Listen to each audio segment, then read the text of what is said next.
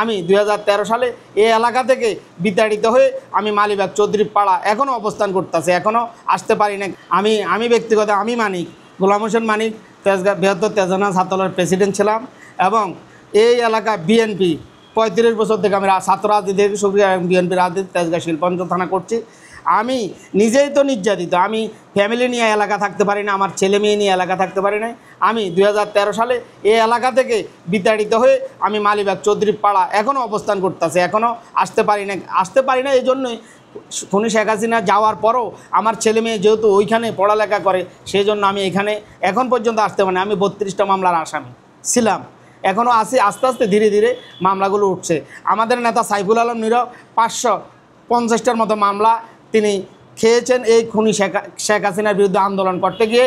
আপনারা জানেন 16 মাস সে জেল কেটেছে, 16 মাসের ভিতরে কন্ডম ছেলে মৃত্যুদণ্ড আসামি থাকে, কিন্তু আমাদের নেতা সাইফুল আলম নীরব 11 মাস এই কন্ডম ছেলে ছিল।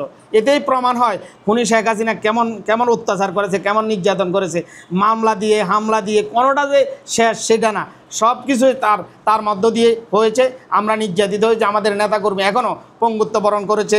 এখনও আমরা জানি এই যে আমাদের এই এলাকার যেমন সুমন গুম হয়েছে, সুমনের সাথে সাজুদুল ইসলাম সুমন এই 38 নম্বর ওয়ার্ড, সাবেক 38 নম্বর ওয়ার্ড, বর্তমানে 25 নম্বর ওয়ার্ডের সাধারণ সম্পাদক ছিল সাজুদুল ইসলাম সুমন সহ 8টা লোক সেই দিন সেই এই খুনি শেখ হাসিনার নেতৃত্বে স্বরাষ্ট্রমন্ত্রী আসাদুজ্জামান কামালের সেই দিক নির্দেশনায় আমাদের এই সুমনকে নির্মমভাবে হত্যা করে এই খুনি শেখ হাসিনা সেদিন এই নির্যাতনের আরেকটা প্রমাণ করেছে।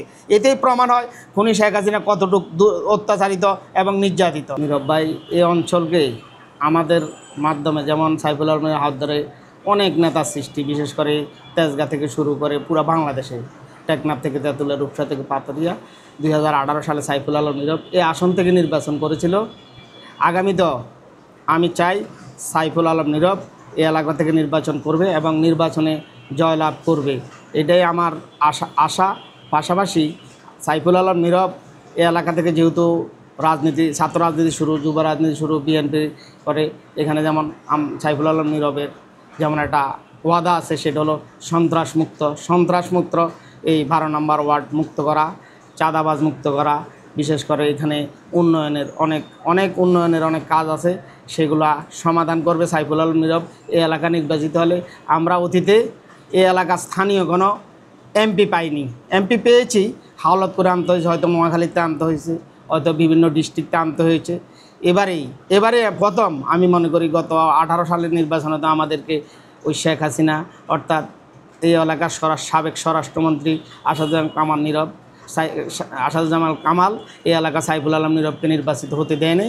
আগামীতে সাইফুল আলম নীরব যদি এলাকা নির্বাচিত হয়, আমি মনে করি সাইফুল আলম নীরব এমন কোনো এলাকা নাই, এমন কোনো গলি নেই যার সাথে তার পরিচয় নেই, এবং তৃণমূল থেকে সে বেড়ে ওঠা সংগঠক। এই জন্য আমি মনে করি সাইফুল আলম নীরব এই এলাকা থেকে যদি মনোনয়ন পায়, ধানের শীষের খালেদা জিয়ার প্রার্থী হয়, তারেক রহমানের প্রার্থী হয়, সে শহীদ জিয়া রহমানের আদর্শের সৈনিক, সেই হিসাবে আমি মনে করি যে সবার সাথে তার একটা সম্পর্ক আছে, যেহেতু সে স্থানীয় ছেলে, সেই হিসাবে আমি মনে করি যে সে নির্বাচিত হলে আমাদের অনেক উন্নয়ন হবে ঢাকা 12 আসনের, এটা আমি আশাবাদ ব্যক্ত করছি। পাশাপাশি ডক্টর ইউনূস ফেব্রুয়ারির মাসে জাতীয় সংসদ নির্বাচনের ঘোষণা দিয়েছে, তিনি ওয়াদাবদ্ধ, এখন পর্যন্ত ওয়াদাবদ্ধ, ফেব্রুয়ারি মাসেই নির্বাচন শেষ করবে, এই আশাবাদ আমি রাখতে পারি আমাদের এই তত্ত্বাবধায়ক সরকার অর্থাৎ আমাদের ডক্টর ইউনূস প্রধান উপদেষ্টার কাছে।